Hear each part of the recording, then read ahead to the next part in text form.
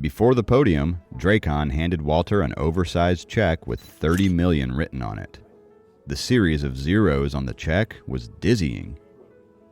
The journalists began to flash their cameras. As the biggest business group in the state, MTX Group was the first to show their support for Walter's ocean science research career by donating $30 million, helping Walter to establish his reputation in the Ocean Research Institute.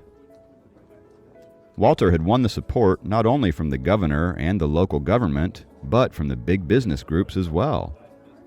With money, there would be projects which would produce results. It was highly promising to work under a world-famous scientist.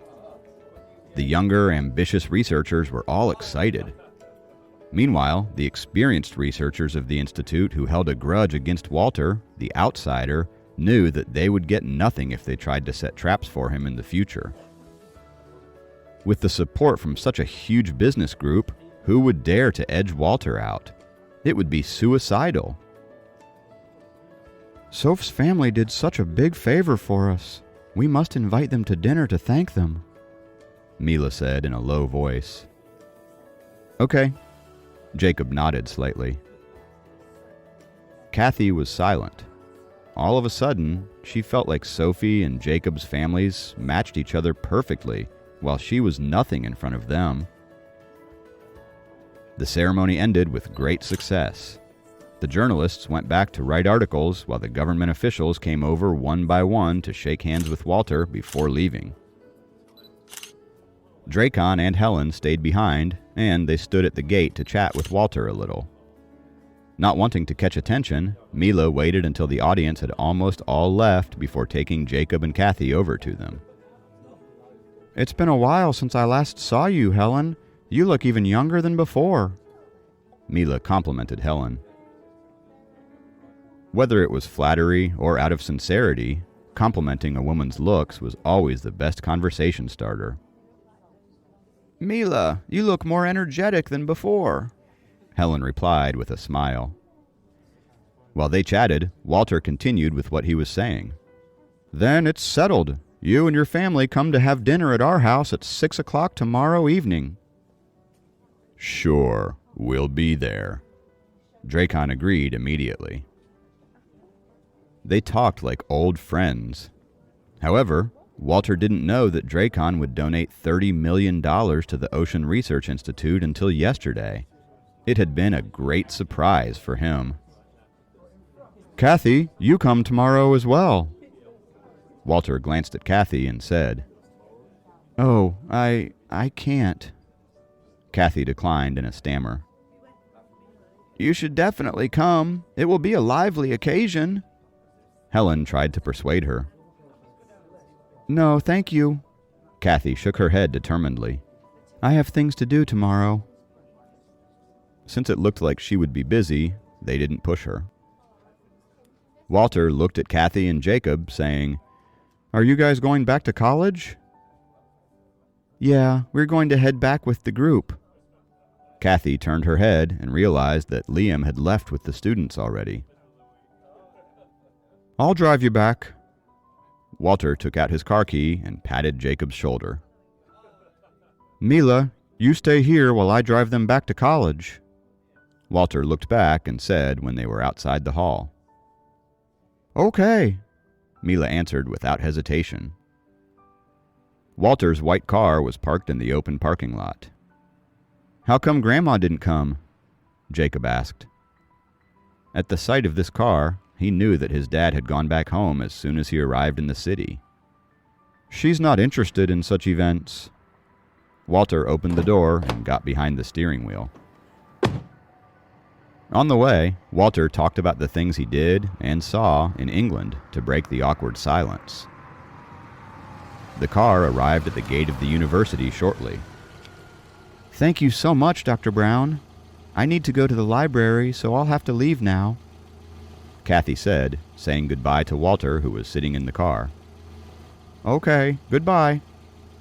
Walter answered her warmly. Dad, I have a class and I'll have to go too, Jacob said as he looked at Kathy, who was walking away fast. Wait! Walter leaped out of the car and grabbed Jacob's arm. What is it?" Jacob looked at his dad in surprise. "I need to talk to you." Walter pulled him to the roadside. "What is it?" Jacob looked up at his dad. "Kathy's dad told me last week that her uncle and aunt, whom she lived with, have shifted to London as well." He directly got to the point. "What?" Jacob was surprised that Kyle's parents went to the UK as well. "How come Kathy never mentioned it?" he asked. "It seems that Kathy didn't want you to worry about her." Walter shook his head and sighed. "On the phone, Kathy's dad hoped that I would take care of Kathy since she told him that she doesn't want to study in the UK." "Dad, you mean—" Jacob turned his head to look at his dad.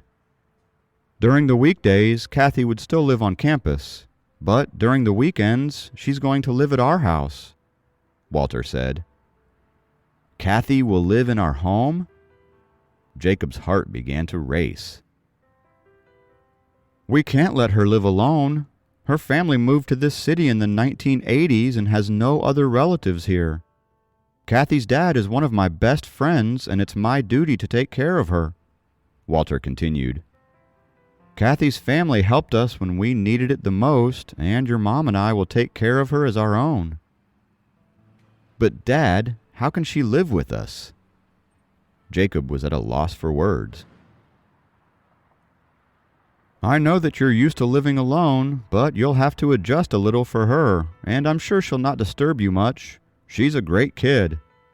Anyway, I have to go pick up your mom now. See you later, son." Walter thought that Jacob's concerns were about his space. He patted Jacob's shoulder before walking to his car. Jacob watched his dad get into the car and drive away as he exhaled deeply. He was surprised at the turn of events. He reeled over everything that had happened today on the way to his class. He sat with his friends during the class and tried to focus on the lecture. However, his thoughts kept going back to his conversation with his dad. Kathy living with them was a bit much.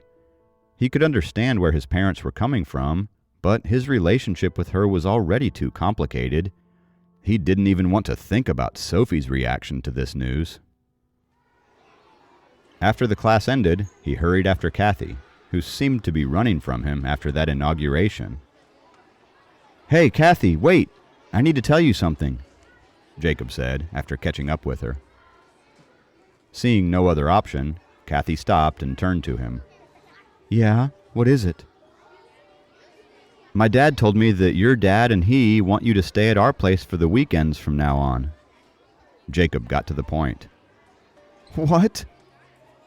Kathy shouted in surprise. Then she looked around herself and ducked her head down in embarrassment. Here she was, trying to distance herself from Jacob, other than when absolutely necessary, and her dad expected her to live in his house? "Yeah, I was a little surprised too, but I guess they're just looking out for you," Jacob added awkwardly. "Yeah, I was a little surprised too, but I guess they're just looking out for you," Jacob added awkwardly after looking at her reaction.